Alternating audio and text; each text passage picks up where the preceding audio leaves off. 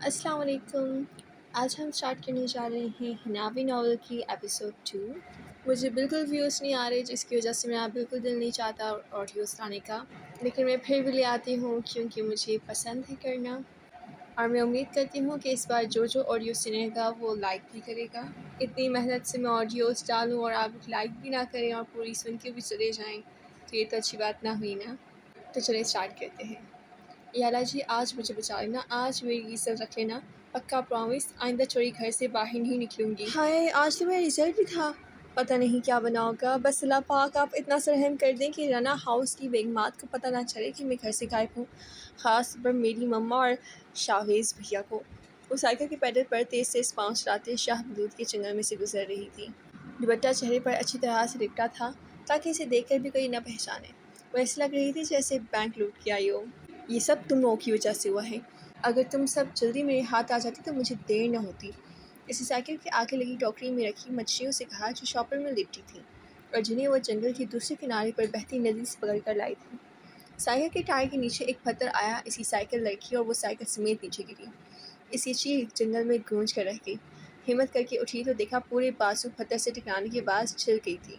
وہ چوٹ کو نظر انداز کرتی ہوئی سائیکل کی طرف بڑھی جس کی چین اتر گئی تھی۔ یہ ساری مصیبتیں مجھ پر کیوں آتی ہیں؟ اس نے آنکھوں میں آئی نمی کو صاف کرتے ہوئے کہا اور چین چڑھانے کی ناکام کوشش کی، کیونکہ تم خود ایک بڑی مصیبت ہو ہناوے رنا۔ اس کے پیچھے سے آواز اٹھی اور ہناوے حیرت سے اچھی پیچھے دیکھا تو وہ اسے ہی گھور رہا تھا۔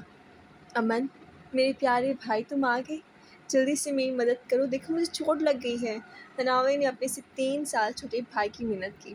ہرگز نہیں، امن نے 2 ٹوک جواب دیا، پلیز پلیز پلیز۔ اب وہ منتوں پر اتر آئی تھی۔ پھر جو میں مانگوں گا وہ تمہیں مجھے دینا ہوگا، امن نے شرط رکھی۔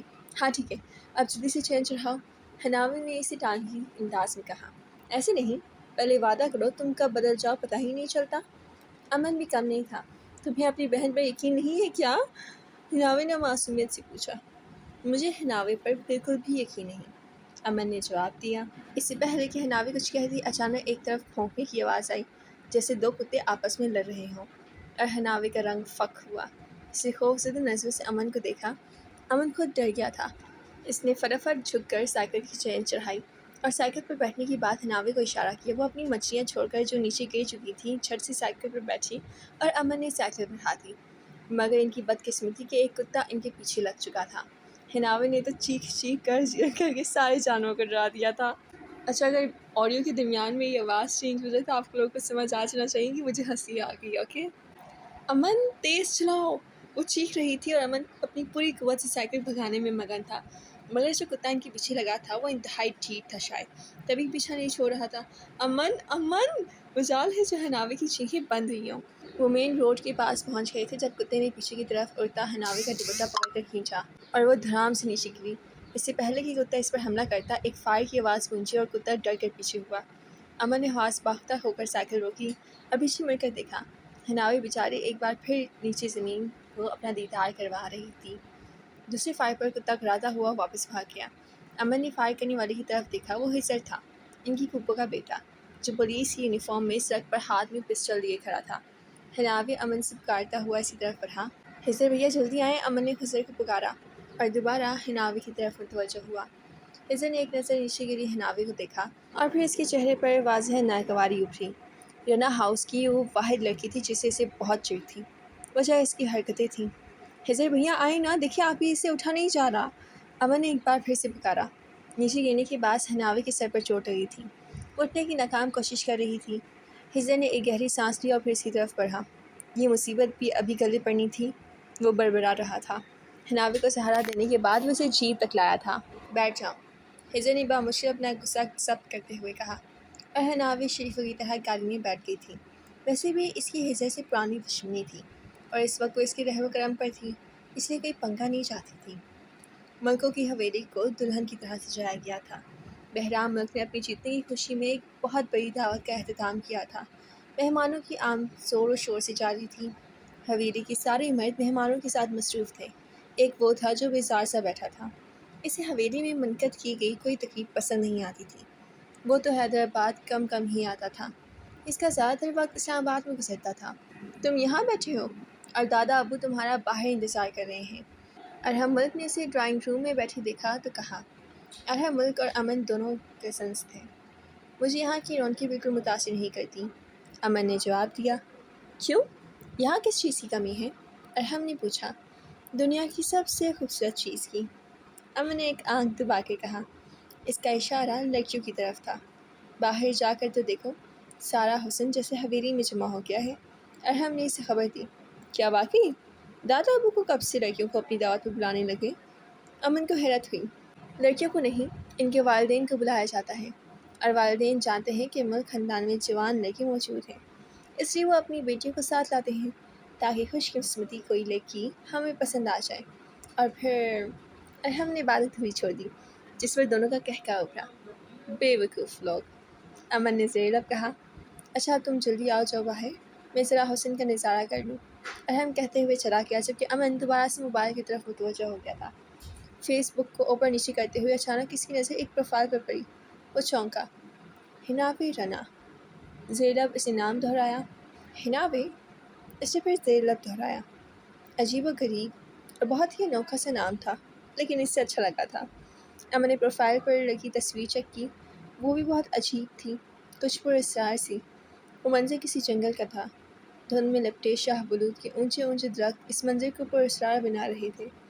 ایک لڑکی شال لپیٹے کیمرے کی دوسری طرف رخ کیے کھڑی تھی۔ وہ ابھی اس تصویر پر غور کر ہی رہا تھا جب اس کی دوستوں کی آواز ابھری۔ ہیلو امن، اس کا گروپ اسلام آباد سے حیدرآباد پہنچ گیا تھا، اور امن نے موبائل بند کر کے سائڈ پر رکھ دیا۔ اب وہ مکمل طور پر اپنی دوستوں کی طرف متوجہ ہو چکا تھا، جس میں لڑکی اور لڑکیاں دونوں تھے۔ پلیز حضرت بھیا، گاڑی یہیں روک دیں، امن نے گاڑی چلاتے حضرت سے کہا، جس کے چہرے پر سنجیدگی چھائی تھی۔ رنا ہاؤس کے ساتھ ہی حیات ہاؤس تھا، جو رنا ہاؤس محل جیسا تو نہیں تھا مگر کم بھی نہیں تھا۔ دونوں گھر ایک دوسرے کے سامنے تھے۔ امن نے گاڑی حیات ہاؤس کے سامنے روکنے کا کہا۔ مگر کیوں؟ حضرت حیران ہوا۔ وہ نا آج آپ ہی لوگوں کا نا رزلٹ آیا ہے، منال آپی اور ہدا آپی کی سپلیاں آئی ہیں۔ گھر میں بیگمات نے دالت لگائی ہوئی ہے، اور ہدا اور منال آپی کی بےعزتی زور و شور سے جاری ہے۔ امن کی بات سن کر حضرت کو نہ چاہتے ہوئے بھی ہنسی آ گئی تھی، جس سے وہ چھپا گیا۔ تو اس نے پوچھا، تو یہ کہ اگر حنابی آپی اس حالت میں گھر جائیں گی تو بیگمات کا پارا مزید ہائی ہوگا۔ آپ ہی گھر چلتے ہیں نا، پھپھو آپی کی مرہم پٹی کر دیں گی۔ بے شک امن اور حنابی کی ہرگز نہیں بنتی تھی، لیکن اس وقت امن کو حنابی پر بہت ترس آ رہا تھا، کیونکہ وہ بہت معصوم بن کر بیٹھی تھی، جیسے ہو ہی نہ۔ ٹھیک ہے، حضرت نے نہ چاہتے ہوئے بھی جیپ اپنے گھر کے سامنے روک دی، اور امن چھلانگ لگا کر باہر نکلا اور حنابی کی طرف بڑھا۔ نہ شرم نام کی کوئی چیز بچی ہے تم لوگوں کے پاس؟ ایک یہی کمی رہ گئی تھی، وہ اب پوری ہو گئی۔ منال اور ہدا سر جھکائے کھڑی تھی، دونوں کی سپیاں تھیں، جبکہ سماپ ایک طرف صوفے پر بیٹھی ہمیشہ کی طرح کھانے میں مگن تھی۔ البتہ وقفے وقفے سے وہ ایک نگاہ ان دونوں پر ڈال دیتی تھی، جن کی آن لائن بےعزتی جاری تھی۔ شہناز تائی کو تو توپوں کا رخ اپنی سب سے چھوٹی بیٹی ہدا کی طرف تھا، جو انتہا کی نکمی نکلی تھی۔ سارے بہن بھائی اتنے لائق فائق، اللہ جانے تم کس پر چلی گئی ہو۔ آپ پر مما، ہدا نے دل میں سوچا مگر کہا نہیں۔ نمل نے مجھے پہلے کم تنگ کیا ہوا ہے، جو رہی صحیح کسر تم پوری کر رہی ہو، ماریا چچی نے اب اپنی بیٹی منال سے کہا۔ نمل سے یاد آیا، حنابی کہاں ہے؟ فاریہ بیگم کو اب اپنی بیٹی کا خیال آیا تھا، اور حنابی کے نام پر بریانی کھاتی سماپ کو اچھو لگا۔ اس نے بریانی کی پلیٹ سائڈ پہ رکھی اور دبے قدموں ڈرائنگ روم سے نکل گئی۔ ہاں البتہ منال اور ہدا کی بےعزتی بنا کسی وقفے کی جاری تھی۔ تم اس وقت وہ بھی اکیلے جنگل میں کیا لینے گئی تھی حنابی؟ رخسار پھپھو، جو کہ حضرت رنا کی ماں بھی حنابی کی چھری ہوئی کہنی پر مرہم لگاتے ہوئے پوچھ رہی تھی۔ مچھلیاں پکڑنے گئی تھی پھپھو، حنابی نے رونی صورت بنا کر کہا۔ مگر کیوں؟ رخسار پھپھو نے حیرانی سے پوچھا۔ انہیں اپنے شہید بھائی اغوان رنا کی یہ بیٹی بہت عزیز تھی۔ ایسے ہی، میرا دل کر رہا تھا، حنابی نے جواب دیا۔ اس وقت گھر سے اکیلے نہیں نکلا کرتے بیٹا، اگر کچھ ہو جاتا تو؟ رخسار پھپھو کو پریشانی ہوئی۔ ارے پھپھو جانی، آج جو سین میں نے دیکھا نا، قسم سے آپ دیکھتی تو مزہ آ جاتا، دوبارہ آپ ہی نیچے گر گئی تھی۔ امن اپنی جون میں واپس لوٹ آیا تھا، اور اب وہ حنابی کا مذاق اڑا رہا تھا۔ تم چپ کرو ورنہ میں تمہارا خون پی جاؤں گی، حنابی نے گراتے ہوئے کہا۔ ہاں، رسی جل گئی پر بل نہیں گئے۔ حضرت جو اپنی فائل اٹھانے کمرے میں آیا تھا، حنابی کی بات سن کر چپ نہ رہ سکا اور طنز دے مارا۔ تم تو چپ ہی رہا کرو مسٹر سریل۔ حنابی نے سوچا مگر کہہ نہ سکی، کیونکہ مقابل ایس پی حضرت حیات رانا تھا، جس کا نام ہی اگلے بندے کو چپ کروانے کے لیے کافی ہوتا تھا۔ کیا ہوا، پریشان ہیں آپ رانا صاحب؟ قدسیہ بانو نے اپنے ہم سفر خیام رانا کو سر پکڑے لیٹے دکھاتے پوچھا۔ ہار جیت تو ہوتی رہتی ہے، پچھلے 10 سالوں آپ وزیر اعلیٰ کے عہدے پر قائم تھا، بہت دفعہ بحرام ملک کو شکست اٹھانی پڑی اور اس بار وہ جیت گیا۔ قدسیہ بانو نے درست کہا تھا، بات ہار جیت کی نہیں ہے، بات یہ ہے کہ وہ ظلم کے سر پر جیتا ہے۔ جانے لوگوں نے میری 10 سال کی محنت کو تو اتنی آسانی سے بھلا کر اسے ووٹ کیسے دے دیا؟ خیام رانا نے جواب دیا، کبھی کبھی ہو جاتا ہے، برائی زور پکڑ جاتی ہے، فتح حاصل کر لیتی ہے، مگر یاد رہے کہ ایک نہ دن اچھائی ہی غالب آتی ہے۔ قدسیہ بانو ایک جہاندیدہ خاتون تھی، وہ دونوں اب دادا دادی بن گئے تھے، مگر آج بھی ایک دوسرے کا ساتھ پوری ایمانداری سے نبھاتے تھے۔ حسن بیٹی کا کتنی بار فون آ چکا ہے، اسے بات کرنی آپ، میں کھانے لگواتی ہوں، وہ کہہ کر اٹھ گئی تھی۔ لوگوں کی باتوں سے بچنے کے لیے وہ اپنی حویلی میں آ گیا تھا، فون آف کر دیا تھا، مگر پریشانی پیچھا نہیں چھوڑ رہی تھی۔ سب کچھ ریڈی ہے میم، انشاءاللہ اگلے ہفتے ہم حیدرآباد کا چکر لگائیں گے۔ میں نے کال تیار کر لی ہے کہ ہم نے وہاں کے دیہاتوں میں کیا کیا نوٹ کرنا ہے۔ نمل نے فائل زلیخا میم کے سامنے میز پر رکھتے ہوئے کہا، شکریہ بیٹا، اللہ تمہیں ہمیشہ خوش رکھے، تم اس NGO کو اپنا قیمتی وقت دیتی ہو۔ زلیخا میم نے مسکرا کر کہا، اسے اپنے اسٹاف کی یہ ورکر بہت پسند تھی جو بے غرض ہو کر کام کرتی تھی۔ شکریہ کی ضرورت نہیں ہے میم، یہ میرا فرض اور شوق دونوں ہے، نمل نے اطمینان سے جواب دیا۔ اس نے صحافت کی پڑھائی کی تھی، مگر وہ اپنی مرضی اور شوق سے اب ایک NGO میں کام کر رہی تھی۔ اچھا تم جاؤ، کافی رات ہو گئی ہے، گھر پر سب تمہارا انتظار کر رہے ہوں گے۔ اور میم آپ؟ زلیخا میم کی بات پر اس نے پوچھا، میں بھی چلی جاؤں گی، ڈرائیور لینے آتا ہی ہوگا مجھے، بلکہ تم ایسا کرو ابھی مت جاؤ، ہم تمہیں ڈراپ کر دیں گے۔ نہیں میم اٹس اوکے، میں چلی جاؤں گی، میرا گھر یہاں سے زیادہ دور نہیں ہے، نمل نے جواب دیا اور اپنا بیگ اٹھایا۔